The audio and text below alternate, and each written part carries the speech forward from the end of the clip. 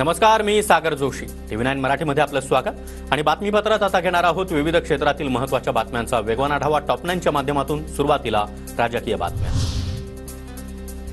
महिलांना बंदूक बाळगण्याची परवानगी द्या, मी बंदूक घेऊन देईन. 2 ते 4 लोकांचा जीव गेला तरी चालेल, मात्र वाईट माणूस वाचायला नको. अमरावतीमध्ये शिंदे गटाच्या पदाधिकाऱ्याचं वादग्रस्त वक्तव्य. विनंती की है कि महिला को रिवॉल्वर की परवानगी दे और विशेषकर अमरावती में अगर वो परवानगी देंगे तो मैं सभी बहनों को रिवॉल्वर मेरे तरफ से लेके दूंगा. उसमें 2-4 अच्छे आदमी भी मर गए तो चलेंगे, लेकिन गलत आदमी कोई भी बचना नहीं चाहिए.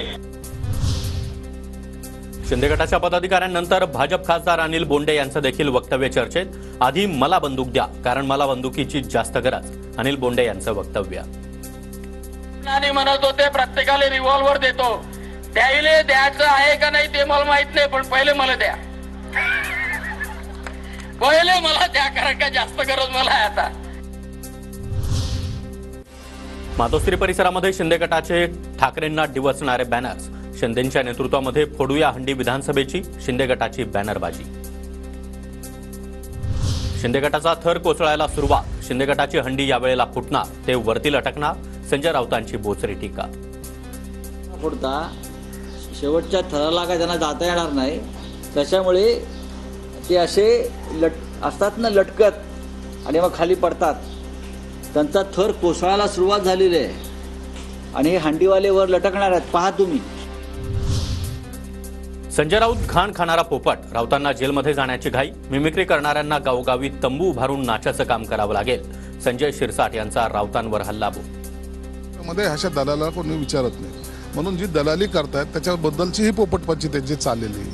मी मागेही बोललो, पोपटाला मी मिरची खाताना पाहिलं, पेरू खाताना पाहिलं, पण घाण खाणारा पोपट म्हणजे संजय राऊत आहे. राज ठाकरे महाराष्ट्राच्या दुश्मनांसोबत. त्यांची दिशा स्पष्ट नाही. राज ठाकरेंच्या गोष्टींना गंभीरतेनं घेऊ नये. संजय राऊतांची टीका. राऊत आधी मोदी शहांची चाकरी करायची, आता पवारांची करतात. संदीप देशपांडे यांची संजय राऊतांवर टीका. तुम्ही मोदी शहांसोबत होता तेव्हा ते चांगले आणि आता वाईट कसे झाले? संजय राऊतांना सवाल. मोदींच्या कार्यक्रमाचं निमंत्रण मला आलेलं नाही. निमंत्रण नसल्यानं कार्यक्रमाला उपस्थित नव्हतो. एकनाथ खडसेंची माहिती.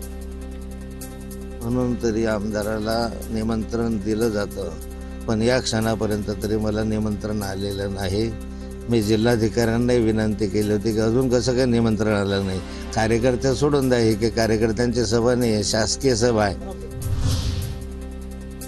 माझ्या माहितीप्रमाणे प्रोटोकॉलनुसार सर्वांना आमंत्रण दिलं होतं. निमंत्रणाची यादी मी स्वतः वाचली आहे, मात्र खडसे यांचं सोयीनुसार असणार आहे. मंत्री अनिल पाटलांची प्रतिक्रिया.